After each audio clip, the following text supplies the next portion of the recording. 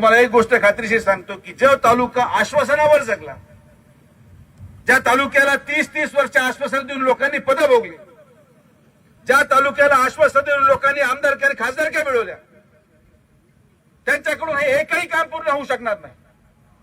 आणि म्हणून मी तुम्हाला आवर्जून विनंती करतो की तुम्ही या सगळ्यांच्या भाषणाच्या रेकॉर्डिंग काढाच. लोकसभेमध्ये झालेल्या भाषणांच्या रेकॉर्डिंग काढा आणि यांनी लोकसभेमध्ये निवडून येण्यासाठी जेवढे शब्द दिले त्यापैकी एक शब्द तरी पूर्ण झाला ते करू शकत नाहीत. त्यांच्याकडून ते होणार नाही, कारण की यापूर्वीही त्यांच्याकडून काही झालेलं नाही. शब्द देऊन सत्ता मिळवणं सोपं असतं, पण जबाबदारी पडल्यानंतर ती पार करण्याची दानत फक्त आणि फक्त विखे पाटील परिवारामध्ये आहे आणि ते आम्ही करून दाखवणार. आम्ही ना इथून पळालोय ना इथून पळणार.